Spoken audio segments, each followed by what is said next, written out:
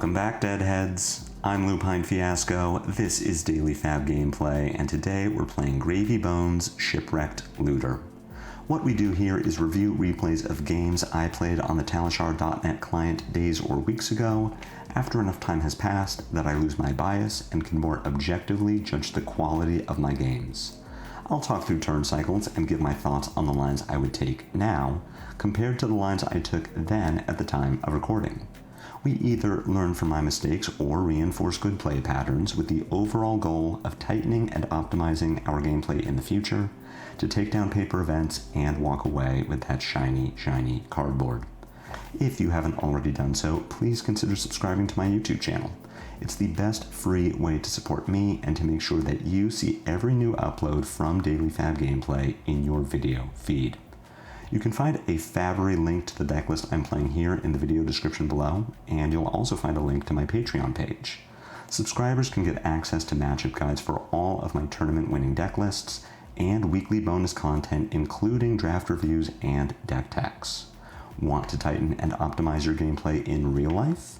Use my affiliate link in the video description to buy your very own Codex journal, and be sure to use code LUPINE10, that's LUPINE10, at checkout to receive 10% off your order. Finally, Daily FaB Gameplay is brought to you in part by Hemel from the Bazaar.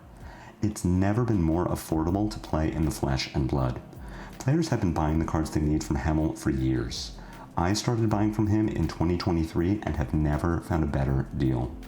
The Bazaar's prices are the lowest for singles, full sets, and class sets, including new releases. High Seas, set bundles, singles, and more are available now and ship both domestically and internationally. Message Hemel on Blue Sky, Discord, email, or Twitter to see what he can do for you. All aboard the gravy train.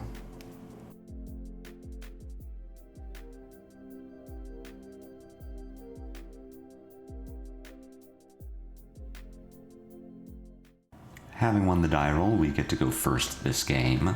Considering our macro for Cindra, she's hyper aggro, she's very good at clearing allies, and that means two things. The first is that we cannot expect to keep allies on board, even if we play multiples of them, especially our low health allies. In slower matchups where go again isn't as frequent, we might be able to play out two rigor mortis and assume that one of them will live, or that it will take the enemy hero's entire turn to clear them. Not the case against Cindra, even with some of our bulkier allies like Swabi or Anka, even Chum. Keeping two of them out at the same time is unlikely. It also benefits Cindra to kill our allies, because Mask of Momentum, we can't protect against it when Cindra's attacking our allies. We can't block for them, we can't prevent damage outside of a Sawbones, and a head jab is an easy way to kill a Sawbones before Cindra starts clearing with daggers. So this means two things. The first is that we really don't want to double ally as much as possible. They are a good way to soak up damage that would otherwise come at our face, but our general plan here is to send something with Go Again, then attack with an ally, and hopefully that something with Go Again is Conqueror of the High Seas, and that ally has Loop the Hold attached to it. But then our follow-up needs to be that ally. So if we're double allying, for one thing, we aren't getting value out of both of our allies. Likely only one is going to be able to attack. It also means that we are taking allies out of our graveyard, and if we wind up with a turn or two of not being able to discard an ally to get it into our graveyard, or if we just straight up don't draw them, we could find ourselves in a situation where we can play the blue, we can play the disruptive Go Again attack, but we don't have a follow-up. And if we don't have that follow-up, then Cindra gets to throw a ton of damage at our face. So we really want to stagger our allies. We want to be effectively blocking if we can convert cards in our hand, so long as we are sticking with this plan of Go Again attack, ally, hopefully Disruption Tide in there. Now, having won the die roll and getting to go first, this opening hand is pretty terrible. We do get to play two Tip the Barkeeps, make two Gold Kiss Rums, But we don't start with a gold. I've elected to bring Balance of Justice here, just something to try out.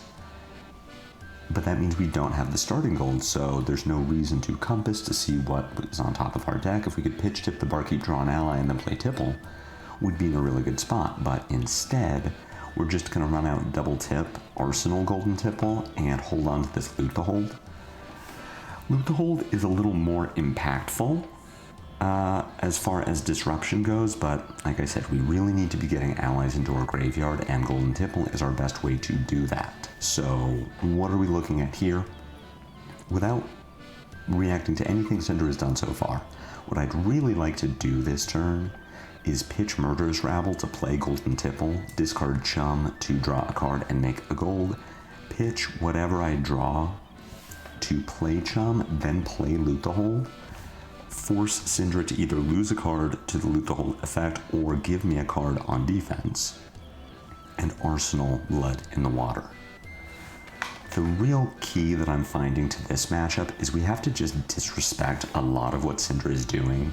We don't have the card density, we don't have the armor value to really keep her off of Mask of Momentum. It's just about limiting the damage, stopping the bleeding while we implement our own plan, and count on Cindra to take damage from Chum and then throw 6 damage into Chum. It's up to us to resolve an Anka and use that to get in the way of Mask of Momentum. It's up to us to find Conqueror of the High Seas, to buy a little space to lay down some allies, or to play Whaler to buy a little space to lay down some allies. It's just stemming the bleeding while we do damage that we know Cindra isn't going to be blocking. So that's what I would like to do with this hand. At a minimum, I want to keep a blue and I want to keep Chum so that I can run out Tipple, make the gold, start the ally generation, and then play Chum. Regardless of what I draw with Tipple, I can play Chum, because if I pitch a blue, play Tipple, draw a red, I can pitch the red and use Dead Threads in order to generate the 4 resources I need for Chum. I also don't need to compass here. I kind of want to compass on Cindra's turn just to see what Blood in the Water can do for me, but Cindra being a Draconic Ninja means she usually isn't going above 4 damage outside of Art of Dragon Fire, Breaking Point, Art of Dragon Scale maybe. So it's pretty unlikely that I need to use the Blood in the Water effect. Blood in the Water is just going to be good at getting extra allies into the yard, but I need to know that one's on top of my deck because I'm going to keep this Chum in hand so that I can play Tipple and start generating gold. But let's see what Cindra's going to do. We can go ahead and compass here, but we also don't need to. Ideally, we're compassing after we Tipple because we know that we are going to Tipple.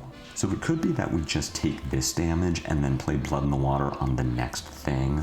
Let Cindra play out the last card in her hand, it hits, she draws a card, she either arsenals it or plays it, depending on what this 4th card in her hand is. But what I'm getting at here is that I don't need to discard to Blood in the Water. I can save my compass so that I know what is on top of my deck after I Tipple, to know if it is relevant that I either gravy or draw a card. So opting not to compass here, Mark with Magma only comes in for 4. We don't need the Blood in the Water effect. And we know that if Cindra had Ancestral Empowerment, she either would have played it before we played our defense reaction, or we would have just gotten to break Balance of Justice after using it to block this Lava Burst. Am I caring at all about the Lava Burst damage? The answer is no. We do have this Tipple in Arsenal, so again, our plan is still play Tipple, discard Chum, play Loot to Hold, play Chum, attack with Chum. We don't have our Blood in the Water to Arsenal anymore, but that's okay. We can worry about what's on the top of our deck after we play out the Tipple, but we're not going to block the Lava Burst. If we do block the Lava Burst with Murderous Rabble and Loot to Hold, we don't get to play out our turn. If we blocked the Lava Burst with Murderous Rabble and Balance of Justice, we keep Cindra off of a 5th card, but we're going to be able to do that anyway with Loot to Hold. So all this does is let us develop our own game plan, which is running out this Chum and potentially making more gold based on Loot to Hold. I would like to Golden Hook now, because Cindra is already going to be incentivized to block the Loot the Hold Chum attack. I don't think she will, because Cindra does more damage than we do. She'll win a race most of the time. So she is incentivized to hold on to her armor for later in the game when she might need to block a Conqueror effect than she is to give us a 3-block and Dragon's Kill with Flight Path on this Chum. So I think that the Chum attack is going to go unblocked, but if we stack on-hit effects on the Chum, it's more likely that Cindra blocks it. I really don't think she's going to block Golden Tipple. So we'll go ahead and hook the Tipple. We draw into another Murderous Rabble. This is where I want to Compass just to see what's on top of the deck. We have a Give No Quarter, which doesn't super help me now. What we can do, though, is use a gold to draw the Give No Quarter, then play Give No Quarter to turn on our hero, use Dead Threads to play Chum, play Loot the Hold, attack with Chum, and then Arsenal the Murderous Rabble, which is not an insane arsenal in this matchup. It isn't something that I'm really happy about, but it is a way for us to turn on Gravy on a future turn. And it is a way for us to still play out Chum and put our turn together the way that we want it to be put together.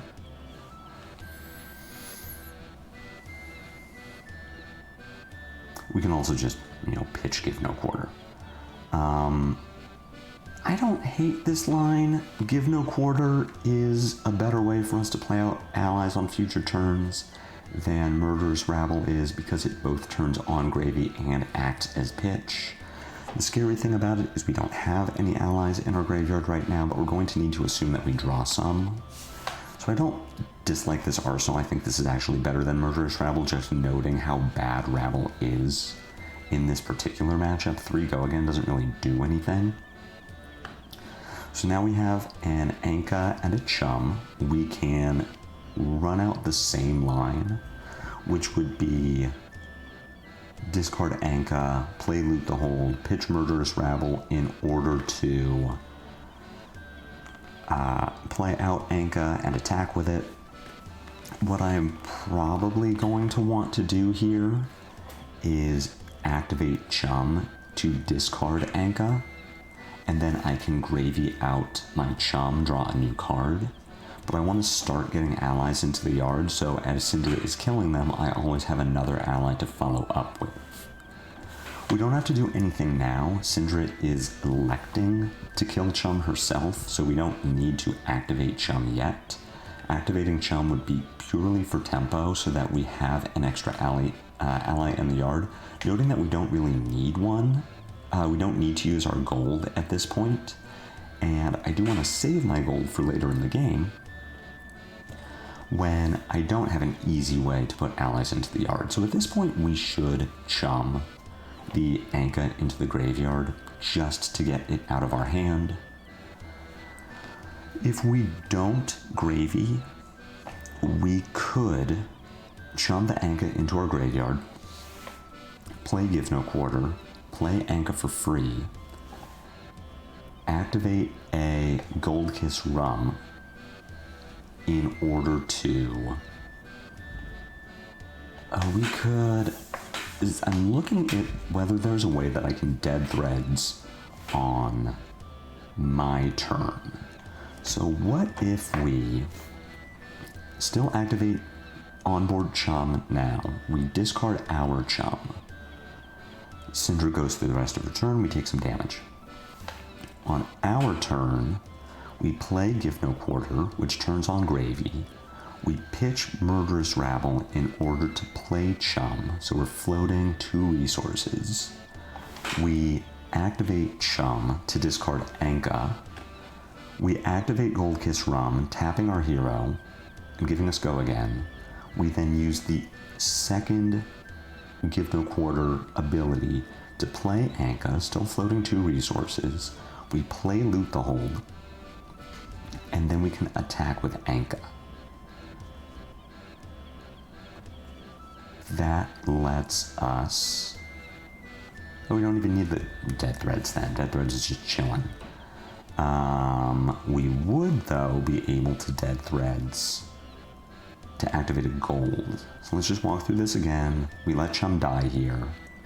Or rather, we activate Chum, put our in-hand Chum into the graveyard. On our turn, we give no quarter, pitch Murderous Rabble, play Chum, floating 2 resources. We activate Chum, discarding Anka. We activate Gold Kiss Rum, which taps our hero. We play Anka, which now has Go again. We Compass to see what's on top of our deck. If we like what's on top of our deck, we can break a gold to draw the card, which will ultimately go in our arsenal. We play Loot the Hold, and then we tap Dead Threads to attack with Anka. I like this.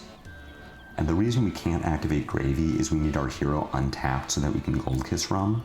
So what that means is right now I want to activate Chum so that I can discard a Chum. I need to discard Chum now so that I don't need to activate Gravy to do it because I want to Gold Kiss Rum.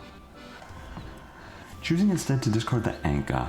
So like I said, this line still makes sense because what this line does is, let me play Give No Quarter, I play Anka for free, I can use Gold Kiss Rum, I can pitch Murderous Rabble and play Chum from hand, then I can play Loot the Hold and attack with Anka. The only downside of this line is that I cannot use a gold.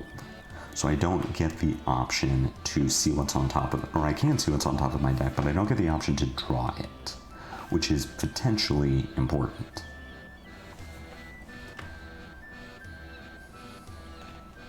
Now I can Compass. We have a Chart the High Seas on top of our deck. So what I'm thinking about doing now is blocking this Hot on Their Heels. Cindra has already triggered Mask Momentum, but I kind of don't want to get marked.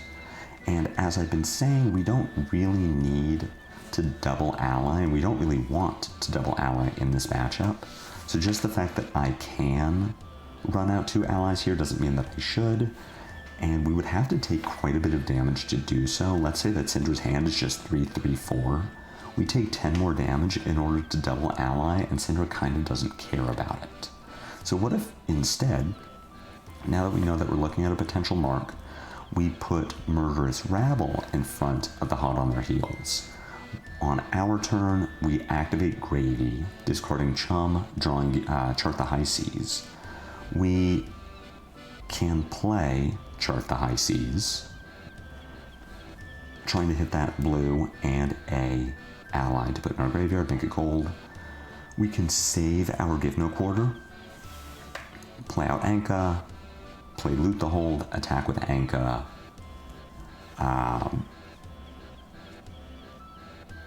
The important thing being that we can tap our hero because we're not looking to play 2 allies, so we don't need the Gold Kiss Rum. So I like that. Knowing that there's a chart on top and knowing that the Give No Quarter will let me cheat out my Anka if Chart the High Seas just misses.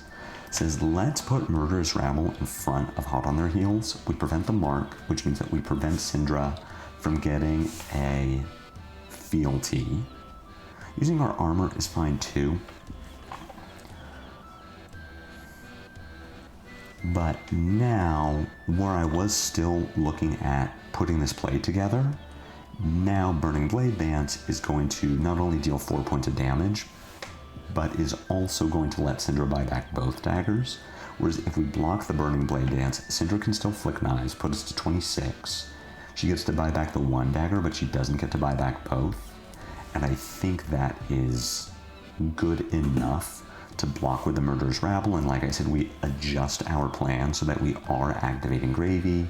We're drawing Chart the High Seas, we're discarding Chum, we're playing Chart the High Seas. We're hoping for that blue and yellow so that we don't need to play Give No Quarter, but we can play Give No Quarter, which still lets us develop the ally and threaten disruption with Loot the Hold.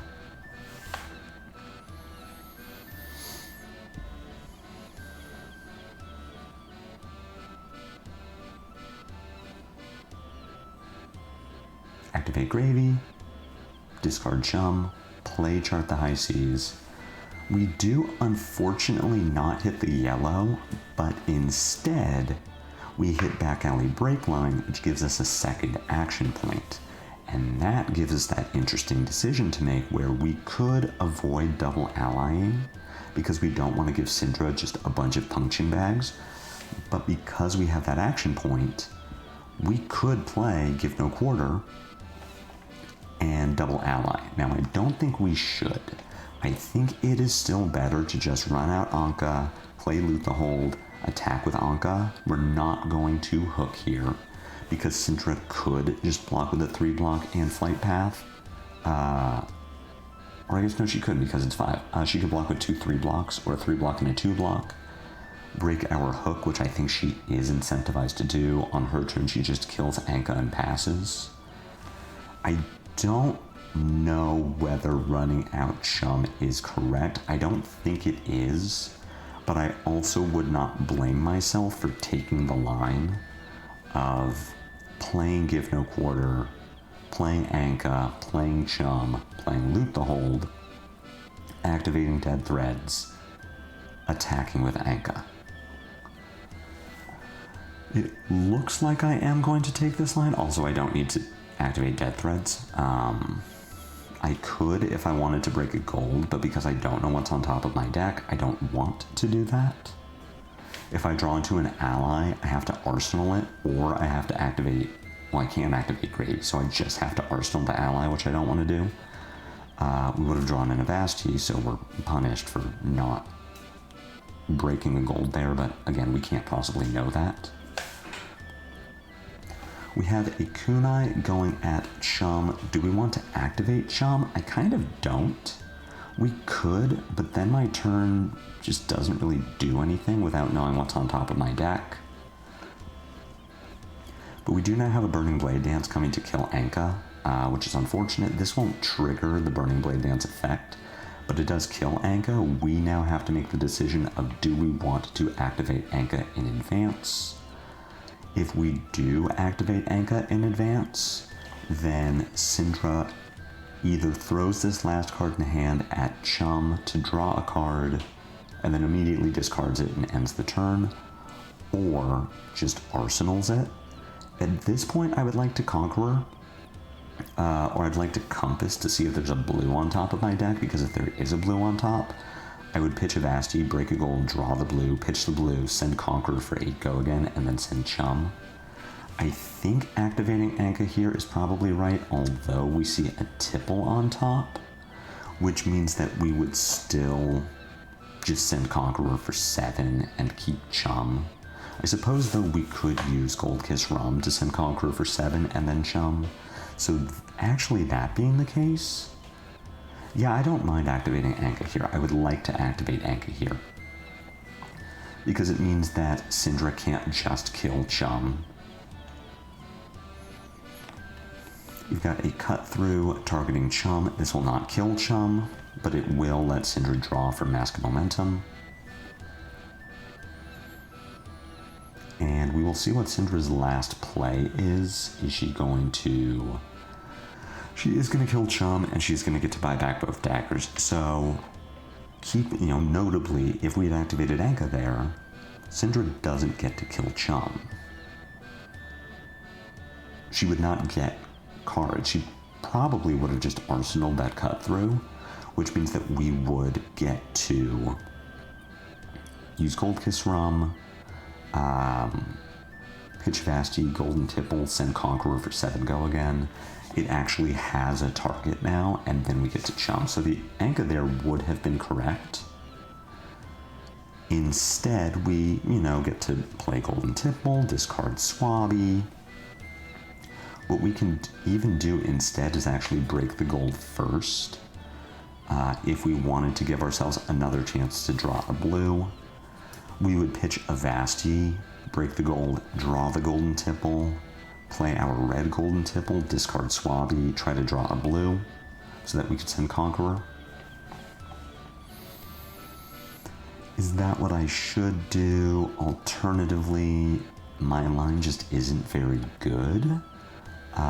We would Vasti, play Tipple, discard Swabby, draw yellow Tipple.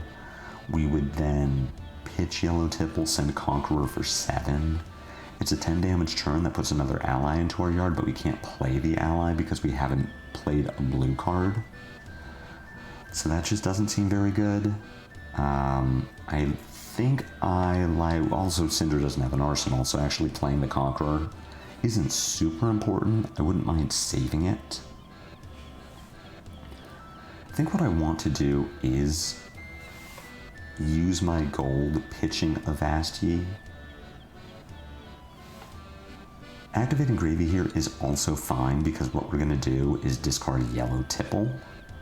We find the Give No Quarter, which gives us an alternate line where we now get to break the chain, play Give No Quarter, and then run out Swabby. And I'm going to activate Hook as well. Send 7. Threaten more gold. We've already made a gold this turn, so Swabby here is just upside. And then we get to Arsenal the Conqueror, which hopefully Cindra gives us something to target with it. We find another Tipple. We find a Whaler that we could discard, and then we find another Conqueror. So at a minimum, we can just 5-card 16 here, where we pitch 2 blues, send Conqueror, pitch Whaler, send Conqueror. This does threaten Cindra's arsenal if she has one. It also threatens to put her down to 3, which is pretty relevant. We see a portside exchange on top of the deck. So just thinking about how we can turn on Conqueror is important. We could pitch Sunken Treasure, draw the portside exchange, play the portside exchange, discard Whaler, draw a new card, make gold. We still have Golden Tipple, which we can pitch into Conqueror. We would have put an ally into graveyard, so Dead Threads is online. So we would be able to double Conqueror no matter what. Which makes me think that I'm really not going to block here.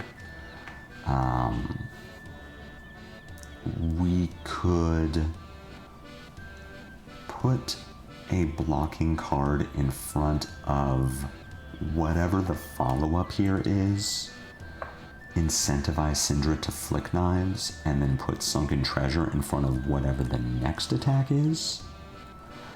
So that Cindra has to make a decision of when she's going to activate her hero in order to save the kunai. But Cindra just triggers Mask of Momentum instead. We're at 23. I'm pretty comfortable just not blocking here, especially if Cindra is going to run out Art of Dragonfire without having broken the fealty. And that's in fact what I was asking about. We've already seen Cindra do that once this game. I was expecting that she would break the fealty, but instead does not. So this is fantastic for me. If she's just going to take an intellect penalty, that's great. If she's going to play Concealed Blade, that's fine too. We take 1 extra point. We see that Cindra is going to equip a kunai, which I believe means that she had an extra one. There should be 2 in her graveyard, so Sunken Treasure just doesn't do anything. But now I am going to take the line of pitching Sunken Treasure to break gold, then play my Tipple, or rather then play my portside. And what that does for me is just lets me have 2 blues in my pitch and be able to keep resources around so that I can hopefully double Conqueror, or maybe play out an ally after I Conqueror, because I would have played a blue with portside exchange. We draw to another portside exchange, so currently we have 7 resources available between portside, Tipple, and Dead Threads. With our floating resource, that just means that we send double Conqueror, which I don't mind doing at all. It gives us a significant life lead. We don't have the resources to play out Whaler here. If I could play out well, we have the resources to play Whaler. We don't have the resources to attack with Whaler too. If I could do that, I 100% would. We just get to send 11. We give Cindra a really big butt to deal with, and it lets us be more flexible with how we're blocking on our next turn if we can just send another 11 after keeping 2 cards and blocking with the others. But because we can't play and attack with Whaler, I just want to double conk. We threaten making another gold if this hits, which it does. Now we get to break chain, activate hook, and hook again. I believe there is an undo coming so that I can do that, and this is just me playing too quickly. where big weakness in my game is that I have to remember the hook. It's always important to remember the hook, especially if you've already made gold or if you're racing and you don't think they're going to block whatever your follow-up is. We draw into 2 blues and 2 yellows. Unfortunately, we are not able to play out and attack with Whaler this turn. So what we are now considering is how do we play and attack with Anka, which will threaten lethal. Cindra can give us block, she can give us Mask of Momentum and go to 1, but if I'm getting Mask of Momentum, that's fine with me too, especially if I have enough of a life buffer where I don't need to block. We have 2 allies in hand, we can reliably get rid of one of them. That makes me think that this is a quick dodge turn, especially as Cindra is leading with a 2 power attack. I can pitch Chum to the quick dodge flexors, use it a second time. If I really need to, I can Gravy my Anka away. That turns on Dead Threads, and Dead Threads can pay for a 3rd quick dodge activation. On my turn, I play Tip the Barkeep, which turns on Gravy. I can pitch Sunken Treasure to play Anka and attack with it. I can also Compass just to see what's on top of my deck after I activate Gravy.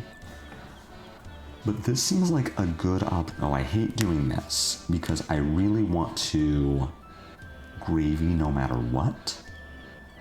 It's if I drew another yellow, would I want to pitch that into gold? So this was a premature Compass activation, but it does mean that we can Gravy away our Anka and have a D-react. We don't need to do it now. We're going to quick dodge instead. Cindra has broken the chain, so she still needs to send 3 hits in order to trigger Mask of Momentum, Kunai being one of them. What I want to do now is I want to activate Quick Dodge again so that Cindra doesn't have the option to Flick Knives the next thing. I want to be able to block the Kunai and now know that Cindra cannot activate Mask of Momentum this turn, or cannot trigger Mask of Momentum. So that means that I want to Gravy, I want to discard my Anka, I want to turn on my Dead Threads, and I want to then use the resource in order to pay for Quick Dodge again.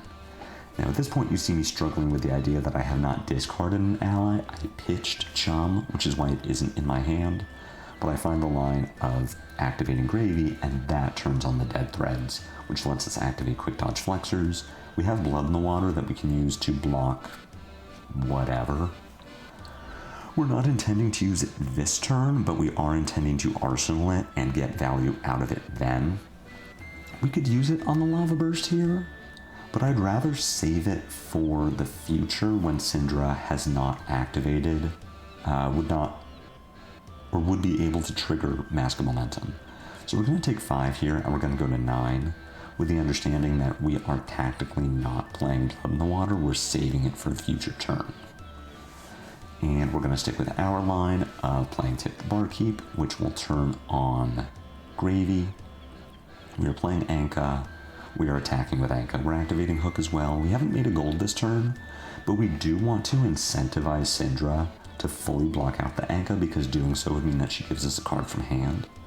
We don't need gold anymore. We have 4 pieces of gold. We're fine on gold for the rest of this game.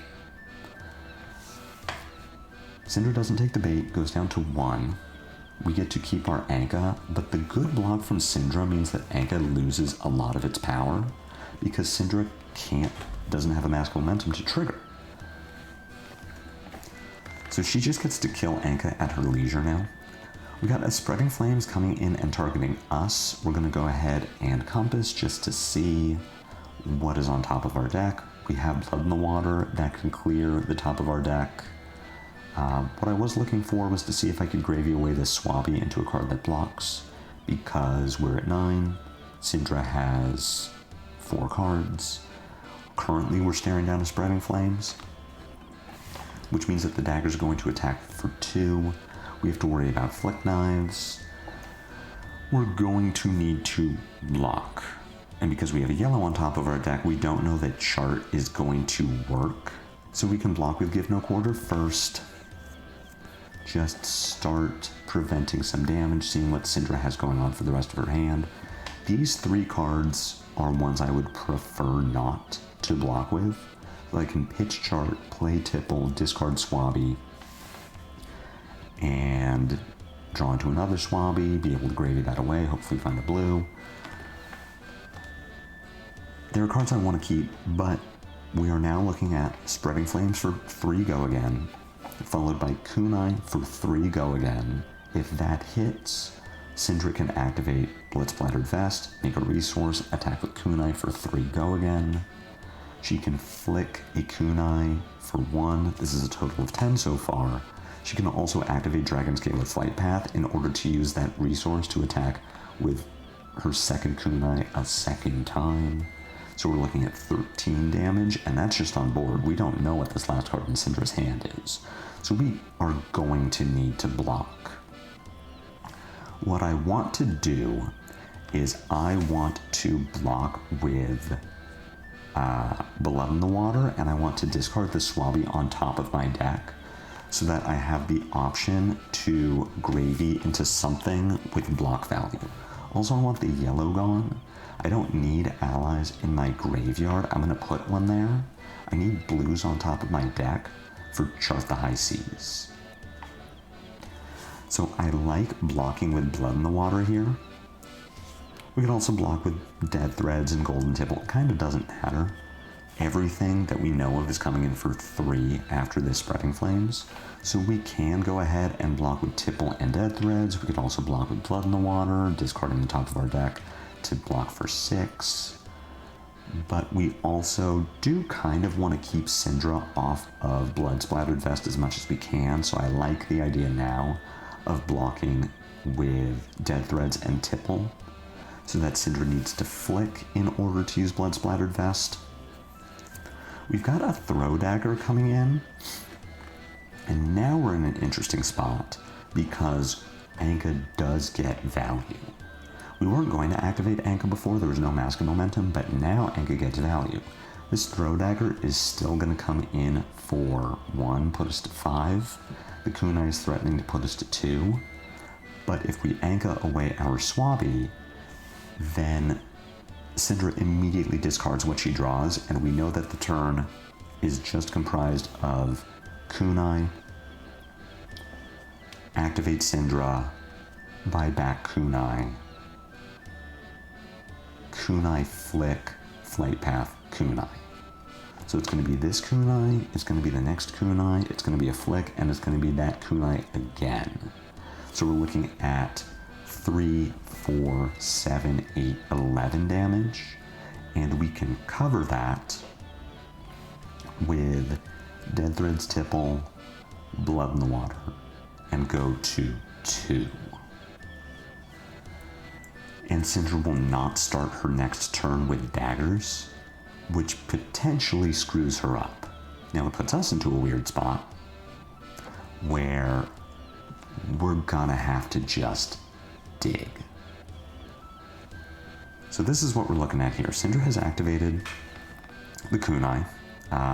We've got 2 counters on Blood-Splattered Vest, which is why I'm thinking, gosh, I really wish that I had blocked that Kunai, because if we had given Dead Threads and Tipple to stop that Kunai, Cindra only has 1 dagger, and she can't flick it, so she would be a resource short of being able to attack with the Kunai again. So we'd be at 5, then we could Blood in the Water the next Kunai, this incoming Kunai, and stay alive at 5 rather than 2. So not blocking that first Kunai attack was a mistake. We really needed to block that so that Cindra couldn't use Blood-Splattered Vest. Here I'm doing some math just to determine exactly how do I need to block this. I've correctly identified that Flight Path is going to allow this Kunai to attack again, but that's why we have Blood in the Water. We're going to get to clear the top of our deck so that our Chart the High Seas is more likely to hit a blue, because at this point, we have a Swabby and a Whaler in our deck. We're in our graveyard. The way that we don't die here, our out is to play an ally and attack with it and force Cindra to have to block. So we find a blood in the water and a blue, but the blue is enough to play a Swabby, but it isn't enough to attack with it, and we need to do both, which means that we're just gonna have to dig, and we're gonna need to find some blues that let us keep digging. We draw into a Rigor Mortis, which is almost as good as a Swabby. It still gets 2 cards out of Cindra's hand. But what we really need is one of 2 things. We either need to get 2 cards out of Cindra's hand and have her not have a blue to be able to activate Cindra and then just flick something at us, or we need to be able to attack for 7 so that Cindra needs to hopefully give us Flick Knives as a blocking card. So we can go ahead and Gravy here, discarding our Rigor Mortis and looking for a blue. The Rigor Mortis is a good backup plan if we keep not drawing away to play and attack with Swabby. But what we really need is to be able to play out the Swabby. We need to be able to pressure Cindra so that she has to care about what we're attacking with. We draw into a Whaler, so now we're going to go ahead and Gravy, and that gives us the blue that we need in order to play and attack with Swabby. We could keep going if we wanted to. We could play port side, discard Whaler, draw a card, but that doesn't help us. What helps us is just having 5 resources, and that's exactly what we need. So we're going to play Swabby, pitch port side, pitch Whaler, attack with Swabby, and see how Cindra can deal with this. And she gives us 2 cards from hand, and she gives us her equipment, and taking Flick Knives from her is enough to keep us safe as long as we draw cards that block. So what we're looking at now is a cut through. This only attacks for 3. Cindra does not have daggers, so she can't, and she doesn't have Flick Knives. So she can't pitch a blue, buy back her daggers, and then flick one at us. She can't throw dagger. The most that Cindra can do with this cut through is Ancestral Empowerment to make it 4, which means that I have to block 4. But I don't want to do that with these cards. What I really want to do with this hand is I want to keep 2 Call to the Graves so that I can play one, put Back Alley Breakline into my graveyard to make a second action point, then attack with Swabby and Anka. Now, if I'm just looking at my hand, and I'm looking at these 3 Gold Kiss runs that have existed from the start of the game, I don't actually need to do any of that, and if I was paying better attention in this moment, I would recognize I already have my win con, which is just block with Conqueror and Call to the Grave, then use Gold Kiss Rum, pitch Call to the Grave, attack with Swabby, attack with Anka. That's the actual way to win this game, but what we can do instead is just Compass. We don't need to Gravy here, and in fact this is just bad if I draw into another ally, but again, not seeing that we have the Rum, which requires our hero to be untapped, this is a misplay. Because we draw into a card that blocks, it's fine, it doesn't actually matter. We get to put Conqueror and Tipple in front of the cut through, so that Ancestral Empowerment doesn't kill us. And then we actually get to do the Call to the Grave line of putting Back Alley into our graveyard, making the action point and attacking with Swabby and Anka. But none of this was necessary. We didn't actually have to Gravy there, and we certainly didn't need to do it without compassing first. So we'll play Call to the Grave, we'll put the Back Alley in graveyard, and then we get to send 12, which will be enough to kill Cindra. Especially the way that it is broken up into 5 and 7 rather than 6 and 6, which potentially lets her live. And we get the good game, so that is just barely enough to win it for us. So, very hard matchup, Cindra and Gravy. Let's talk about what went wrong for us. The double ally turn with Anka and Chum just got punished because we didn't have a way to actually interact with Cindra when she was killing our allies. We also played it incorrectly where we should have Anka'd to keep Chum alive, which would have given us a stronger turn On our next turn, at the very least, we get to send a Conqueror, followed by a Chum. The then further upside of that is that we still have an ally. An ally lived for 2 turns, which gives us a lot of tempo in the matchup because Cindra has already put resources into killing Chum and now needs to do it again. What went right for us was we were able to keep at least 1 ally in our graveyard at all times so that we always had something to run out. We had good Anka and Chum management as far as using them not only for their effect, but also to keep our graveyard stocked with allies. And we were able to get that good double Conqueror turn, Conqueror being very important in this matchup, 1 for its raw damage, 2 for its disruption if Cindra does Arsenal against you, and we had really impactful loot to holds early. So overall, we were just able to keep up enough ally pressure to keep Cindra from killing us and to force her to block with Flick Knives, which ultimately would have been able to kill us, and that was enough to get the win. So I'll be looking to replicate that in all of my Cindra games going forward, which is just make sure that there's always an ally in the graveyard, never run out 2 allies if you don't think you can protect both of them, and just be aware that we need to be keeping up damage and disruption against Cindra. As much as she is going to be managing our allies and we need to play the ally micromanagement game, this is a race. We have to kill Cindra through damage before she can kill us, with the understanding that she will always be able to clear 2 allies unless we have some way to protect them, which is probably going to be a Chum or a Sawbones. I hope you enjoyed this game. I hope you learned something. If so, be sure to hook that like button. My comments are always open for any questions or feedback. If you haven't already done so, please consider a YouTube subscription. It's free. It helps me out a lot. I have a Blue Sky, a Discord, and a Patreon, links to which are in the video description below. I will be back with more daily FaB gameplay. Until then, take care.